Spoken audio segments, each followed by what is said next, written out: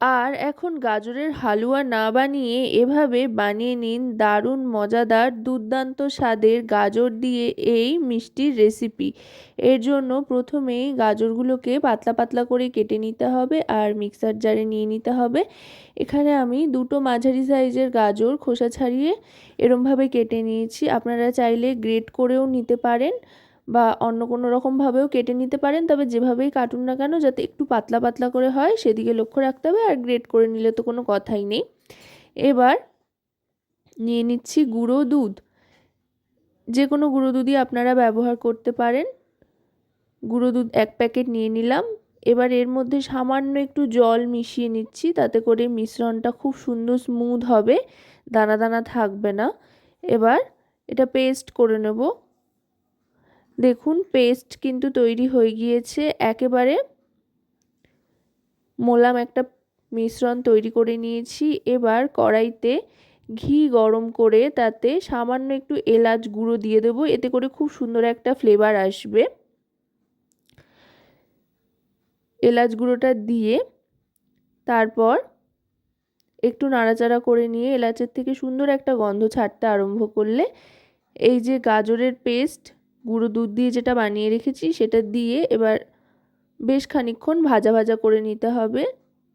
গাজর ঘিয়ে ভাজলে কিন্তু দারুণ সুন্দর একটা গন্ধ ছাড়ে, সেইভাবেই ভেজে নিচ্ছি।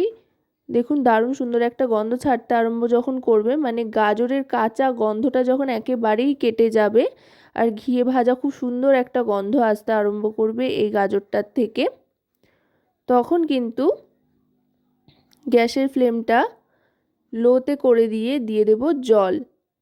জলটা দিয়ে আবার গ্যাসের ফ্লেমটা মিডিয়ামে করে ভালো করে ফুটিয়ে নেব। খুব বেশি জল দেওয়ার কিন্তু প্রয়োজন নেই, খুব সামান্য একটু জল দেব। দিয়ে জলটা শুকিয়ে আসা পর্যন্ত কিন্তু একটু নাড়াচাড়া করতে হবে, যেহেতু অল্প জল দিয়েছি খুব একটা জল দিইনি, তাই তাড়াতাড়ি টেনে আসবে। এবার দিয়ে দিচ্ছি চালের গুঁড়ো হাফ বাটি পরিমাণে। যেই বাটিতে গাজরের টুকরোটা নিয়েছিলাম সেই বাটিরই হাফ বাটি পরিমাণে এখানে চালের গুঁড়ো দিয়ে দিচ্ছি। চালের গুঁড়ো দিয়ে এবার গ্যাসের ফ্লেমটা লোতে রেখে ভালো করে খুন্তির সাহায্যে কিন্তু মাখিয়ে নেব। দেখুন এবার কিন্তু খুব সুন্দর একটা মণ্ড তৈরি হয়ে যাচ্ছে আস্তে আস্তে। দেখুন একটা খুব সুন্দর মণ্ড হয়ে গিয়েছে। এবার গ্যাসের ফ্লেমটা অফ করে দেব। অফ করে দিয়ে আরও খানিকক্ষণ নাড়াচাড়া করে নিয়ে এবার এটাকে নাবিয়ে নেব। নাবিয়ে নিয়ে হাতে সয় এমন ঠান্ডা হয়ে আসলে খানিকটা মিশ্রণ সরিয়ে রাখছি, এটা পরে কাজে লাগবে। আর বাকিটা একটু হাতের সাহায্যে টেলে নেব। হাতে সওয়া ঠান্ডা কিন্তু এতক্ষণে হয়ে গিয়েছে। টেলে নিয়ে তারপরে মথে নেওয়ার পর হাতে সামান্য একটু ঘি লাগিয়ে নিয়ে এইভাবে দেখুন মথে নিচ্ছি। মথে নিয়ে এবার এখান থেকে ছোট ছোট লাড্ডুর মতো গোল গোল করে পাকিয়ে নেব। এটা খুবই সহজ একটা কাজ, করতে বেশ মজাই লাগে। এবার এরকম ছোট ছোট সাইজের লাড্ডুর মতো তৈরি করে নিচ্ছি, যতগুলো হয় এখান থেকে আর কি। এইভাবে প্রত্যেকটা তৈরি হয়ে গিয়েছে। এবার এগুলোকে একটু ভাপিয়ে নিতে হবে। এর জন্য একটা বড় পাত্রে জল গরম বসিয়ে তার উপরে এরকম একটা ঝাঁঝরি বাটি বসিয়ে নিতে হবে। আর এই যে গাজরের বল বা লাড্ডু যাই বলুন না কেন এগুলো দিয়ে দিতে হবে। দিয়ে গ্যাসের ফ্লেমটা মিডিয়াম টু হাইতে রেখে ঢাকনা চাপা দিয়ে দেব। আর জল কিন্তু নিচে খুব একটা বেশি আমি দিইনি, আশা করি দেখতেই পেরেছেন। জলটা যাতে তাড়াতাড়ি ফুটে ওঠে সেই জন্যই কম করে জল দেওয়া আছে। আর এটা কিন্তু ভাপিয়ে নিতে খুব একটা বেশি সময় লাগবে না, জলটা টকবক করে ফুটতে আরম্ভ করলেই একটা আওয়াজ হবে। আর তারপরে ঢাকনাটা সরিয়ে নিলেই দেখতে পারবেন এগুলো খুব সুন্দরভাবে কিন্তু ভাপানো হয়ে গিয়েছে। ওপর থেকে দারুণ সুন্দর একটা গ্লেজি ব্যাপার চলে এসছে, তার মানে এগুলো ভাপানো হয়ে গিয়েছে। এবার আরেকটা কড়াই বসিয়ে নিয়ে যেই বাটিতে পরিমাণ করে হাফ বাটি চালের গুঁড়ো দিয়েছিলাম সেই বাটির 2 বাটি দুধ এখানে দিয়ে নিচ্ছি। এবার এই দুধটাকে ভালো করে ফুটিয়ে নেব। দুধটা আগে একবার জাল দিয়ে নিয়েছি, এবার এখানে দিয়ে ভালো করে ফুটিয়ে নিয়ে একটু ঘন করে নিয়ে দিয়ে দিচ্ছি চিনি।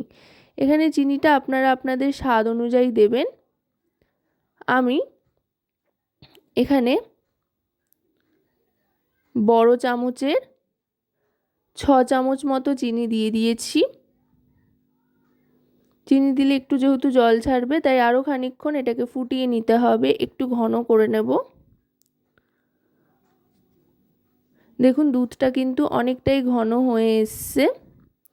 এবার এখান থেকেও অল্প একটু দুধ তুলে রাখবো। যেমন গাজরের মিশ্রণ থেকে খানিকটা মিশ্রণ সরিয়ে রেখেছিলাম, তেমনি এখান থেকেও ছোট হাতার 2 হাতা মতো দুধ তুলে নিচ্ছি। এটাও সাইডে রেখে দেবো। দেখুন দুধটা অনেকটাই ঘন হয়ে এসছে। এবার কিন্তু এই গাজরের বল বা লাড্ডু যাই বলুন না কেন এগুলো ছেড়ে দেবো। এগুলো ছেড়ে দিয়ে ফুটিয়ে নেব। এগুলো আপনারা কিন্তু যতক্ষণ ইচ্ছে ফুটিয়ে নিতে পারেন। দুধটা কতটা ঘন করবেন তার উপরে নির্ভর করে। এগুলো ভাঙার কিন্তু কোনো সম্ভাবনা নেই, যেহেতু ভাপিয়ে নেওয়া হয়েছে।